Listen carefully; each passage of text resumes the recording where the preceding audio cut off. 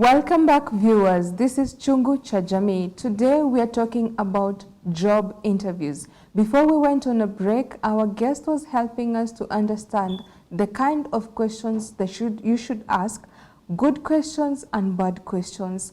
We'll continue with where we left and understanding more about what the employee is looking for. Yvonne, before we went on a break, you're helping us to understand where we can get the reviews about the company and the kind of questions that we should expect and we should ask. Given said that, as the interviewee, the process, you said recruitment comes before interview. Could you help us understand the difference between recruitment and interview? So recruitment is upon the interviewer now or upon the company. So during recruitment, we don't have any interviewer or any interviewee. It's just an open pool where we advertise the position. If there is need, for example, if someone goes for retirement, if we are opening up a new job that needs someone to fill it. Sure. So that is when we do recruitment. So recruitment can be done in various ways. We can do it internally inside the company or even externally. That is where we invite the public to apply for the job. So recruitment is an open process. Everyone, when you see it on social media, WhatsApp groups, you can always, no one has limited you to applying for the job. But when it comes to selection now, it's where the company comes in and it's where we have a panel.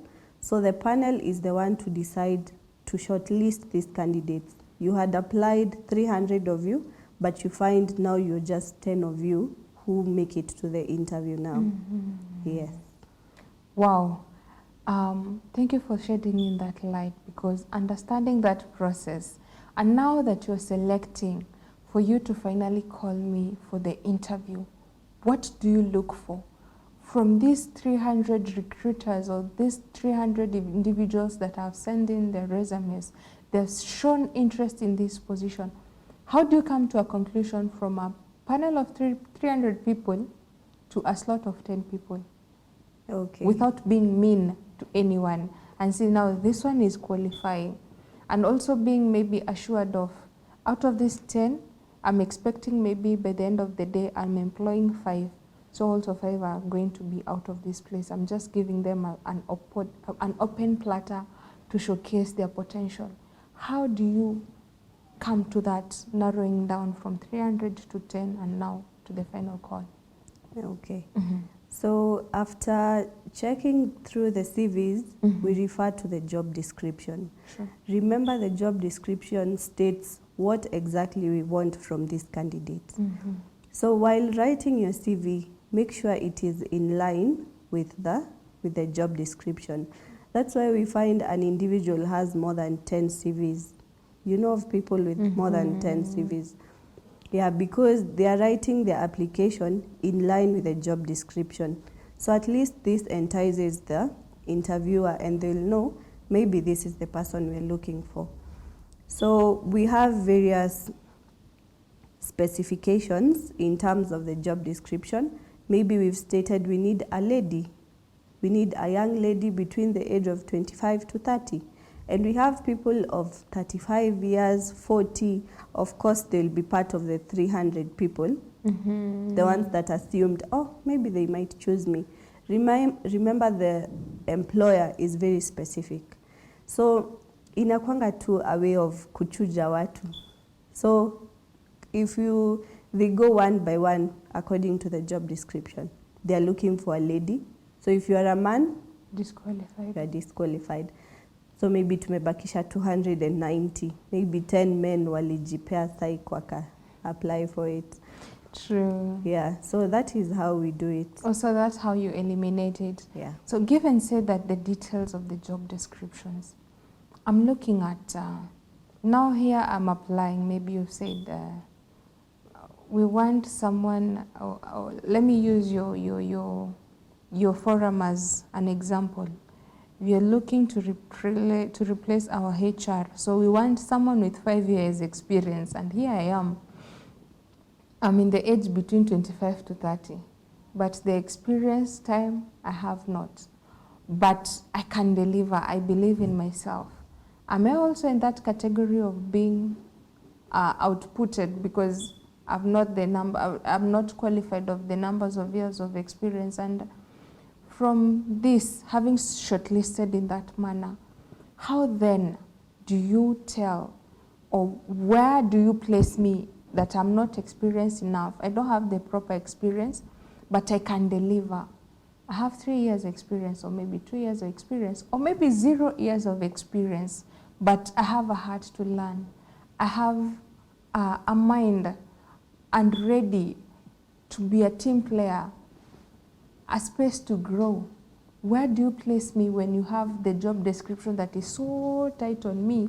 Because when I'm looking, when you're going through these job ads, like my mag Kenya, when you're going to those magazines or maybe the newspaper, when you're looking at the descriptions, you've said age between 25 and 30, but you want 5 years of experience.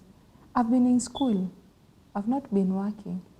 Where am I supposed to get this experience at? Me coming from school, where do I place myself? From where am I going to learn and get this experience if you're not going to give me the opportunity? Okay, so it depends with the company. So if it is a large number of people who have applied for the position, of course they will be very strict when it comes to shortlisting. But if very few people applied for the position, then they might consider these other people of below experience. Okay. But if you find they've stated they need someone over 5 years of experience, they are specific because probably they want a very managerial position. So you as a person who is maybe around 22, who is fresh from school, of course you can't start with a managerial position. So I'll encourage these people who are out of school immediately, the fresh graduates, to do internships. It really adds to their CVs. So doing internships, at least you'll gain experience. At least you'll be able to handle some things. Because if things are very new to you, you might be incompetent in some way. Sure. Yeah. You've said that you encourage them to take internships. How long does one have to take internships? How long does it last? Is it 3 months? You hear someone saying, I'm going for internship for 3 years. Another says, I'm going for internship for 6 months. What is the specified time for internship? So we have various ways of doing our internships. So being an intern, you are learning. So you're straight from class, you are doing just classwork, now you're on the ground. Now you want to learn the groundwork so that you can be familiar with the working environment. So most internship opportunities, they last for like 3 months. Then maybe your employer absorbs you into the organization. That is if you're working very well and they have confidence in you that you can work. So most people take many internships because they've not got the chance to do a permanent employment basis. Maybe they've not got that chance of being employed. So they end up just taking small internships, which end up adding to their CVs. Yeah, and they learn a lot. Yeah. I like the place of learning a lot because true, when you're going for internship, you get the space to learn a lot. The other day I was going through my social media and I came across a post, one asking about such an organization saying that this company I had gone for intern for 6 months. And now, since I've been working well, the team, let's say the HR, is asking me to write again to be an intern. I'm already finished my intern process for 6 months, but now I'm being asked to redo it or ask again for the intern position. No, instead of 6 months, is being told now to enroll for 1 year. How long is too long for one to be an intern? Because again, I understand interns don't get paid. You're there to have experience. But again, I have bills to pay. Where am I getting all this money from for expenses? Because you're asking me to be an intern for 1 year. I've been already an intern for 6 months in the same company. Having told me to rewrite again to be an intern for 1 year, and I've been there for 6 months, automatically shows I'm already qualified to be absorbed in your company. But why not give me the job directly, in as much as you tell me I'm still on probation, other than telling me I'm still an intern? Because telling me I'm still an intern means I'm not absorbed, I'm not part of the company, I'm just there for. Okay. So if you see that your internship is being extended, okay, so most organizations, they have attaches and interns to help out in the daily working activities of the company, but they know you're not paying them, so they don't incur any financial expense with interns. So they compare, should we hire someone or the interns can do the work for us? So sometimes I find that employers, they become too malicious here. Wanafinyilia these interns because they do a lot of work. True. So if it is a company with a good human resource manager, at least they can consider putting this person on probationary period of employment with even a small remuneration rate, which will motivate them. So probation comes, I had not talked about the probation. So probation comes on the basis of employment.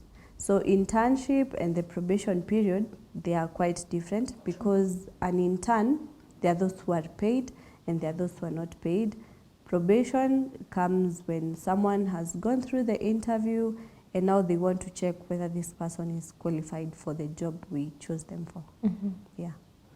Thank you for that insight, because I know a lot of people are going through these challenges and also not understanding the position that they are in, what to expect from the companies. But you're going to take a short break. We'll be back. Viewers, I hope you're learning that there are differences between recruitment and interview. There is difference between probation and internship. Thank you for staying tuned. Thank you for sending in your comments. Let's continue across all our social media networks. That's GBS TV Africa. Our SMS line is 21144. We'll be back shortly.